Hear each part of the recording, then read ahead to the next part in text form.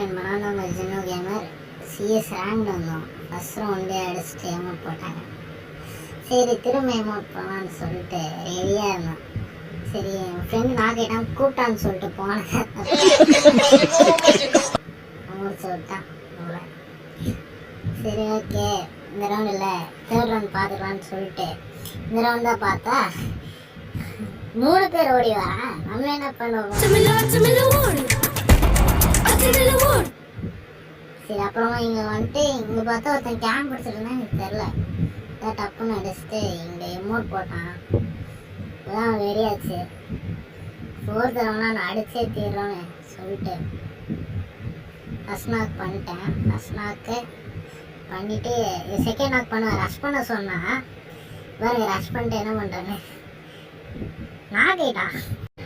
அப்புறமா நம்ம கீழே போயிட்டு பேக்கப் வந்து இந்த ரவுண்ட் எப்படியோ வின் பண்ணிவிட்டு கொடி எமௌண்ட் போட்டோம். போட்டுட்டு நெக்ஸ்ட் ரவுண்டில் என்ன பண்ணோன்னா ஃபஸ்ட்டு ஏறி அந்தானே அடிச்சிட்டோம்.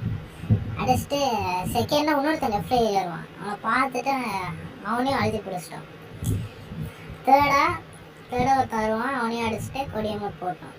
4th ரவுண்டில் ஃப்ரெண்டை பேக்கப் தர சொன்னான். பேக்கில் தான் இருக்குன்னு சொல்லிட்டு பின்னாடி நின்று அவன் செத்துட்டான். இவனை அடிச்சுட்டு அவனை அடிச்சுட்டு ஹிந்தி நண்பர்கிட்ட கேசுறா விட்டுரு கேசு பையா கேசு விட்டுருன்னு சொன்னால் அவன் அடிச்சிட்டாங்க.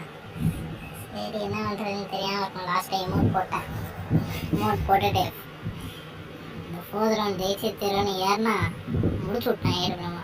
அப்புறம் நம்ம ரிவே ஆகிட்டு கையில் தூக்குறதும் எடுத்து வீசுறான். என் ஃப்ரெண்டு வந்தான் அடிக்காதா காட்டி கூடாதான்னு சொல்லிட்டு காட்டி கொடுத்துட்டு அவன் ஓடிட்டான். நான் இப்போ இன்னும் கொஞ்ச நேரத்தில் நான் கைடுவேன். எல்லாம் அவன் பண்ணி வச்ச வேலை.